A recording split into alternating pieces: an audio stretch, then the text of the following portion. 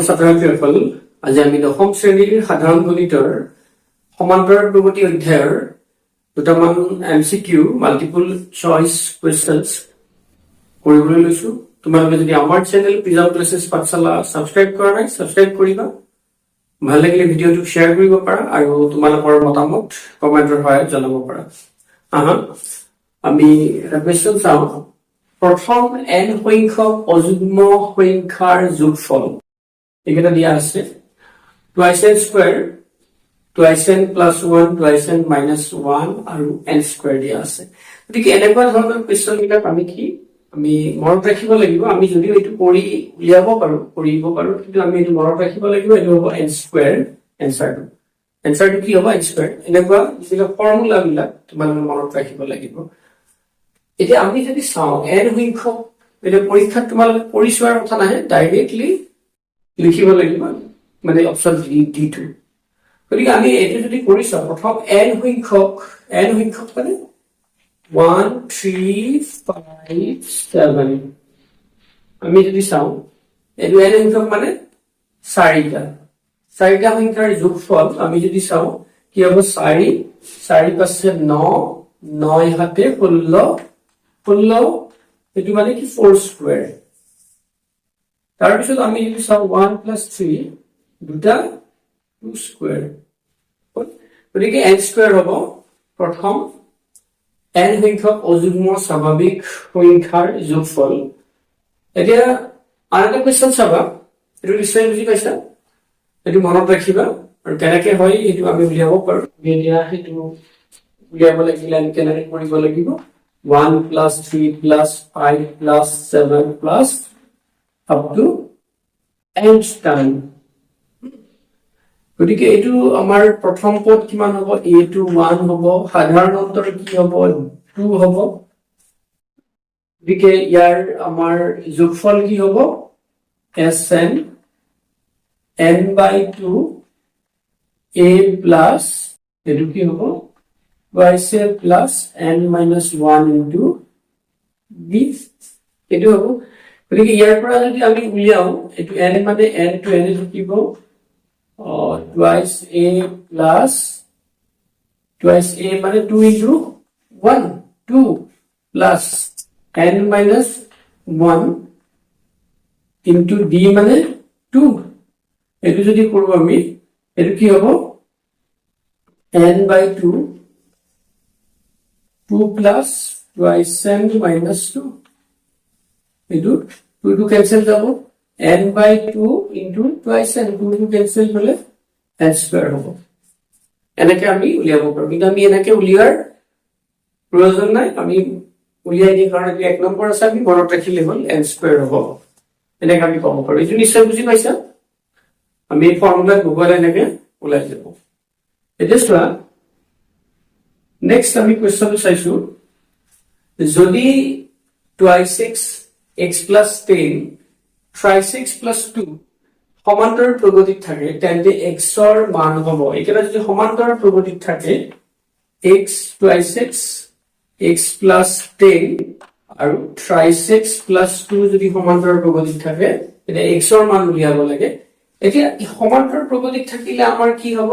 যাতে এই যেটো x plus 10 মাইনাস, আমি যদি ইয়াৰে সাধাৰণ অন্তৰ উলিয়াও, x plus পিছৰ পদটোৰ পৰা আগৰ পদটো মাইনাস কৰিলে যেটো হ'ব, এইটো দ্বিতীয় পদৰ পৰা প্ৰথম পদটো মাইনাস কৰিলে আমি সাধাৰণ অন্তৰ পাওঁ, বা তৃতীয় পদটোৰ পৰা দ্বিতীয় পদটো মাইনাস কৰিলে আমি সাধাৰণ অন্তৰ পাওঁ। মানে দুটা একেই। 3/6 plus 2 পৰা আমি x plus 10 মাইনাস কৰিলে এই দুটা সমান হ'ব। গতিকে কন্ডিশনটো এইটোৰ পৰা আমি পাম। গতিকে এইটো হ'ব x ৰ পৰা এইটো গ'ল কি হ'ব? -x 2/6 গ'ল plus 10 3/6 plus 2 -x minus 10 এইটো হ'ল a minus x কেনসেল যাব। এতিয়া আমি এইটো কি কৰিব পাৰো? plus 10 ইফালে 10 টো ইফালে লৈ আহিলে প্লাস হ'ব, আৰু 3/6 আৰু সৰি এইটো কি হ'ব? 2 টো ইফালে লৈ আহিলে -2 হ'ব, গতিকে ট্ৰাই 6 গতিকে এইটো কিমান হ'ব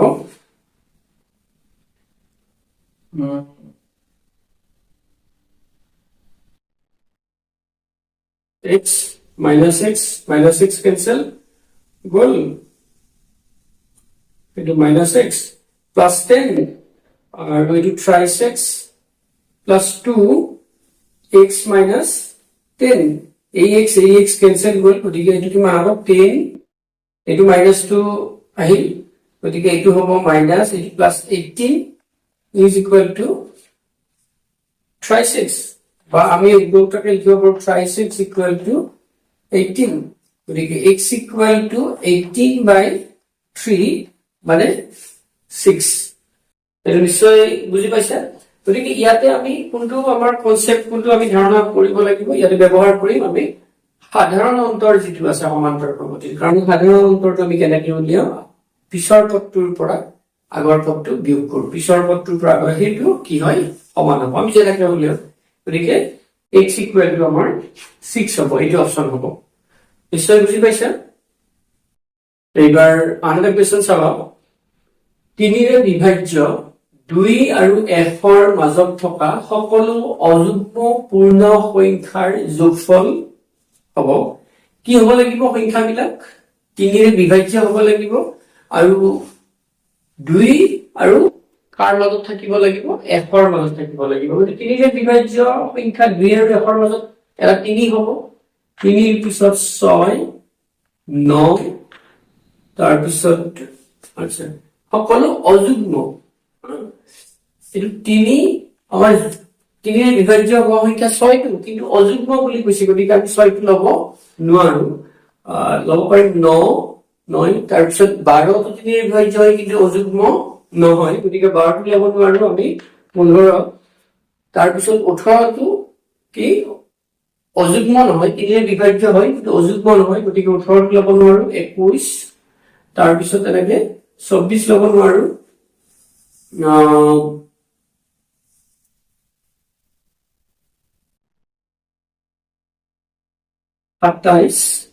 27 ৰ পিছত এনেকে গৈ থাকিব গতিকে আমি নেক্সট আমি ল'ব পাৰিম শেষৰ যিটো হ'ব সেইটো অযুগ্ম 99 হ'ব আৰু তাৰে আগৰটো কোনটো হ'ব তাৰে আগৰ 6 আমি দেখা পাইছো ইয়াতে কি 6 কে বাঢ়ি গৈছে গতিকে এইটো 93 হ'ব গতিকে ইয়াতে আমি দেখা পালো ইয়াৰে প্ৰথম পদ যিটো হ'ব a 3 হ'ব আৰু বাঢ়ি গৈছে d সাধাৰণ অন্তৰ কিমান হ'ব 6 হ'ব 6 কে বাঢ়িছে আৰু আমাৰ যিটো শেষৰ পদ l আমি লাষ্ট টাৰ্ম যিটো হ'ব এইটো 99 গতিকে আমাৰ ইয়াতে পদ কিমানটা আছে আমি যদি এইটো উলিয়াব লাগে গতিকে আমি আমাৰ কিমানটা আছে আমি এইটো উলিয়াব পাৰো কেনেকৈ আমাৰ nতম পদটো শেষৰ পদটো আমাৰ আমি nতম পদটো nৰ মান যদি লাগে কিমানটা পদ আছে আমি nতম পদটো কি বুলি কওঁ এইটো 99 বুলি কওঁ আৰু গতিকে এইটো কি হ'ব a plus n minus 1 into d is equal to 99 গতিকে a মানে কিমান 3 plus n মানে আমি নাজানো d মানে 6 equal to 99 গতিকে এইটো হ'ব n minus 1 into 6 99 minus 3 মানে কিমান হ'ব 96 তাৰ পিছত n minus 1 কৰিলে 6 টো তলত আহিলে ইফালে কি হ'ব 96 by 6 মানে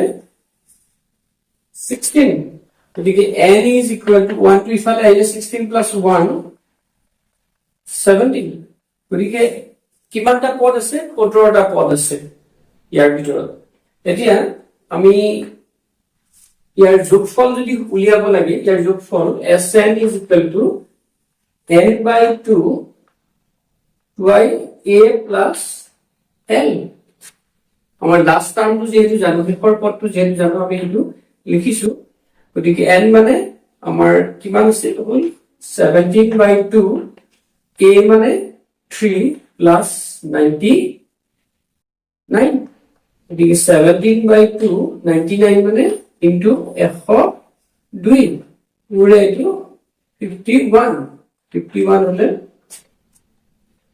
আমি 51ক 17 ৰে মাল্টিপ্লাই কৰিলে 17 গুণ 17 1 17 5 গুণ 85 86 867 গতিকে আমাৰ যোগফল কিমান হ'ব 867 এটো বি অপচনটো হ'ব আমি এন্টৰ পদটো উলিয়াইছো এতিয়া আমাৰ কিমানটা পদ আছে 17টা পদ আছে এতিয়া আমাৰ যদি ইয়াতে 100ক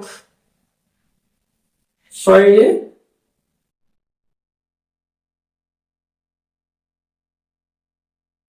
কিমান হ'ব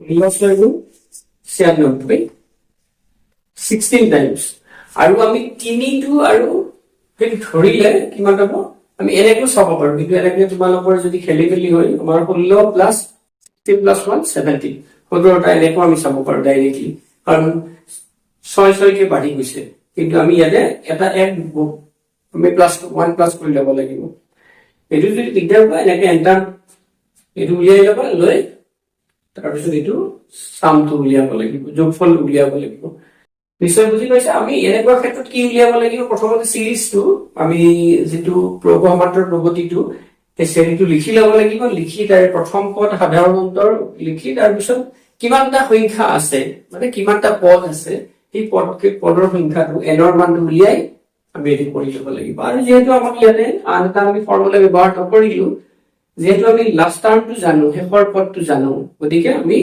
এই ফৰ্মুলা ব্যৱহাৰ নকৰিলো ইয়াতে কাৰণ এইটো বেছি সহজ হৈ গৈছে n plus n plus n minus 1 into d এইটো নকৰিলো এইটো কৰাতকে আমি এইটো বেছি সহজ হৈছে নিশ্চয় বুজি পাইছা গতিকে আমি এই ধৰণে আমাৰ মাল্টিপল চইচ কোৱেশ্চনছ বিলাক যদি ইয়াত যদি আমাৰ দীঘলীয়া যেন লাগিছে তোমালোকে পৰীক্ষাত স্টেপ বিলাক কমাই কৰিব লাগিব ইয়াতে মাত্ৰ মই বুজোৱাৰ কাৰণে স্টেপ বিলাক বেছিকৈ লিখি দিছো তোমালোকে ইমানখিনি প্ৰেক্টিস কৰিব লাগিব যাতে ইয়াতে স্টেপস কমি যায় তুমি মানে কি স্টেপস গোটেইকেইটা স্টেপস নিলিখাতেও যাতে তোমালোকে লিখিব পাৰা স্কিপ কৰি আৰু তেতিয়া কি হ'ব সোনকালে হ'ব কাৰণ মাল্টিপল চইচত এমসিকিউ যিখন থাকে সেইখনতে কি হয় টাইমটো বহুত লৈ উত্তৰ আৰু মানে সেইখিনি পিছৰখিনি কৰাৰ কাৰণে দিগদাৰ হৈ যায় এনেও 1.5 ঘণ্টাৰ ভিতৰত কৰিব লাগে কিছুমানে কমপ্লিট কৰিব নোৱাৰে